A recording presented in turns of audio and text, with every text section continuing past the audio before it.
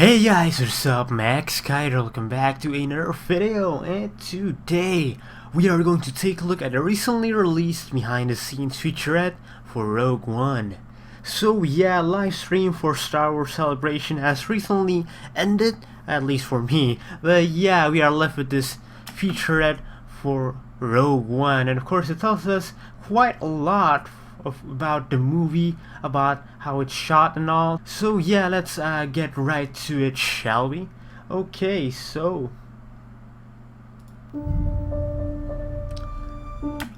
you can see the stormtrooper. He's like looking at the horizon, but I'm not sure what this planet is. It looks like Tatooine, but I don't think so. I think this is one of the planets that they're showing quite a lot in the movie, and that is that very tropical looking map, you know, with the beach and with the tropical trees, with the palm trees and all. And yeah, I think that is the planet. So yeah, let's continue here. So yeah, here's what I want to show you guys. So you can see this is basically what's the majority of Rogue One look like. A super gritty war film, like basically Saving Private Ryan with less dismembering and more lasers, basically. And yeah, judging from this frame, I really like how this movie looks. You know, the colors are all super neutral, but the funny thing is that the battle takes place on a tropical place most of the time, so it's gritty and neutral, but at the same time you get some color in the background, so that's quite unique. But yeah, let's continue. Here you can see Felicity Jones and Diego Luna and the other guys. That was Riz Ahmed. And yeah, I can see Jin looking towards the horizon. You can see the moisture evaporator there. I think this is Yavin 4, because you can see from the grass, but I don't know. Let's continue.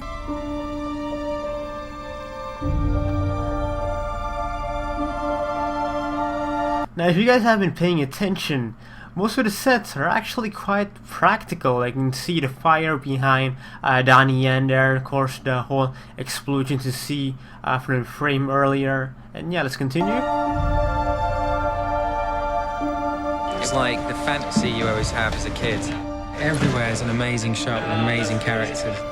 So again, judging from this movie, a lot of people are actually afraid that after The Force Awakens, the filmmakers of the upcoming movies will stray away from the tradition of using mostly practical effects, and of course, they start to become more reliant on CGI. But that doesn't seem to be the case. I think Lucasfilm and Kathleen Kennedy has made it straight that basically the significant use of practical effects will be a guideline when it comes to the movie making of Star Wars.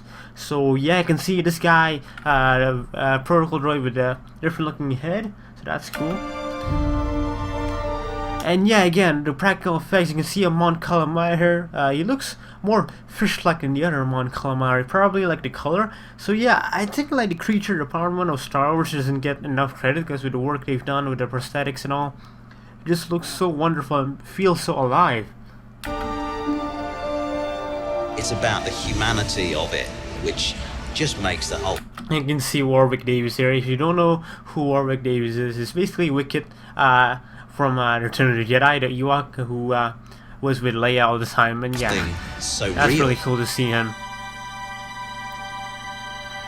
Ready and action! Again, going back to the practical effects, they are not stopping when it comes to showing off these. I think like in every Star Wars movie that we are going to get is basically like a behind the scenes video with them showing off the practical effects and making sure that we are not worried at all when it comes to the effects of the movie.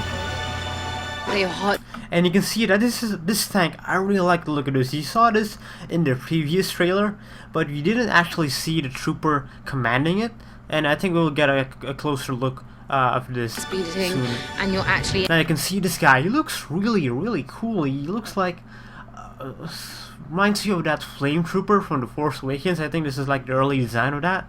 So you can see, I think this guy will be like the mechanic or the tank driver of the Empire. So that's really cool looking, because I always thought that the mechanic was basically the AT-AT driver, but that doesn't seem to be the case for this movie, at least. in this situation.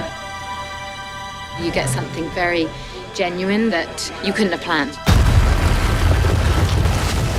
Again, with the practical effects, man, they are looking really awesome. You can see like real stormtroopers with wires and fire, basically. Like, they don't do that a lot nowadays. They usually use like CGI troopers flying off the explosion and all. So yeah, it's really appreciated to You'll see actually them compose using. shots that if we were on a green screen set, you just wouldn't have known.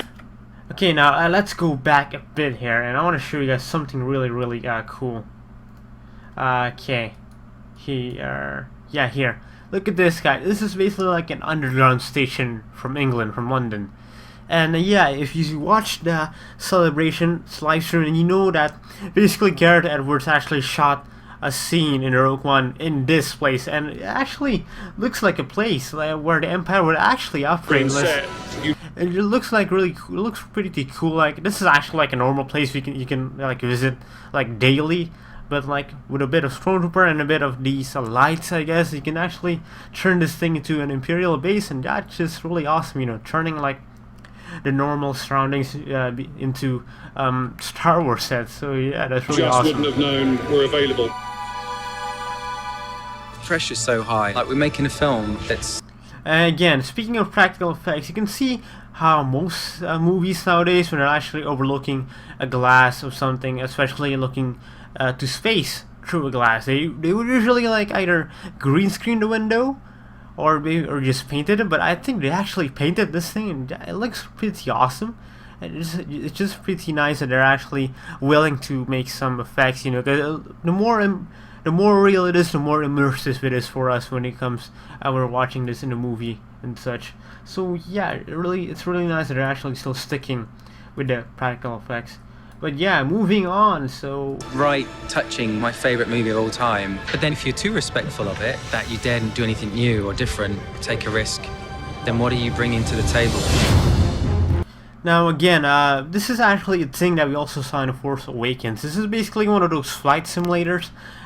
Basically, they are really effective when it comes to shooting like cockpit scenes, and it's really nice that they're not like making the whole thing like a green screen area, like what they use for most movies, where usually it's basically like a seat, and then they just the windshield will be like green plastic, so you can just green screen the surroundings. But no, they actually use a green screen, like a green screen basically surrounding the cockpit, and then they get like the cockpit simulator moving and all, so it looks like really real. So I just appreciate the effort in this movie.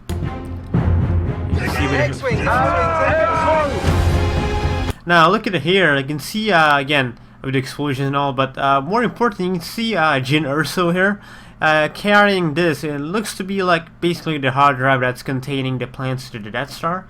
So yeah, I don't know, I have a feeling that this is like the final scene of the movie and they're actually going to die here. I don't know, that's just my speculation, but yeah.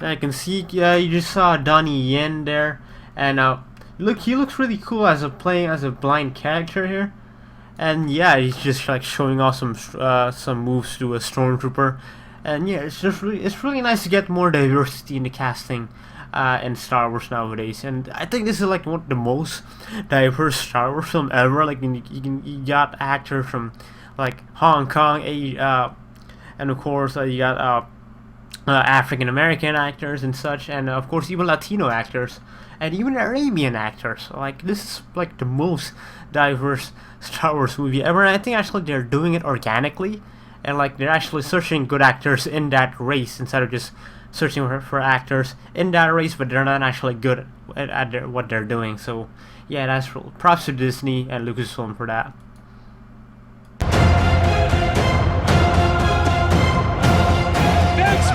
And I can see this very trench-like scene. I'm really looking forward to this, because like I said before, this is like a super gritty, neutral, colored war film, but it takes place at most of the time in this tropical looking area, so you can get like get a bit of green and blue in the background. So that's just interesting. That's unique.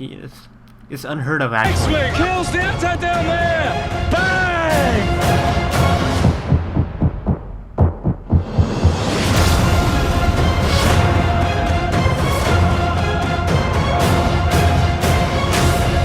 I mean, this is really where a film crew like this really comes into their own.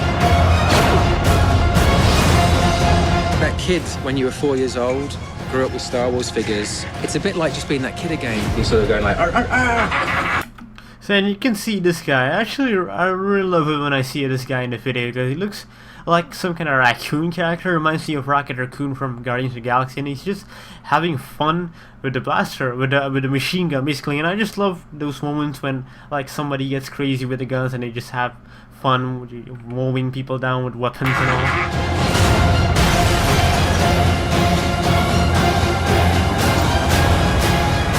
And again, you get a look at these Death Troopers again. I'm not sure they're actually like part of an elite squad for the Empire, or they're just like basically like just like a different division, but they're not more unique than the other because the Empire has like different troopers that specializes in different things. But I kind of speculated that these guys are like the top dogs, like almost Inquisitor-like troopers, but I'm not too sure about that.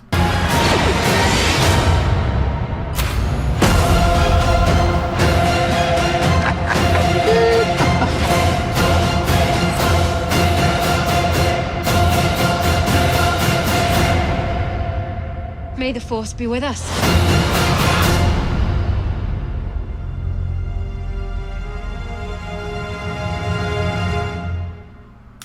And there you go, guys, the behind the scenes featurette for Rogue One, a Star Wars story. So yeah, hopefully you guys enjoyed this analysis video. Hopefully you guys you know, find some things that you guys haven't discovered before when watching this video. Hopefully you guys learn more about the movie. And yeah, currently Star Wars Celebration is going on, and I will have more videos regarding that because we're gonna get lots of stuff revealed. Also, in an upcoming video, we're also going to have a video regarding Ahsoka Tano because lots of information regarding her was released today, and I would like to delve deep into that. And of course, don't worry, Lego Star Wars Force Awakens is still coming up, and also I'm gonna do some modded Battlefront 2 videos. Hopefully you guys will like that. And yeah, leave a comment below, guys, if you guys like this behind the scenes feature. Are you guys super excited for Rogue One like I am? If you do, then please leave a comment below, leave a like in the video, and of course subscribe to the channel for more quality Star Wars content. Anyway, this is MaxKydra signing off. Peace.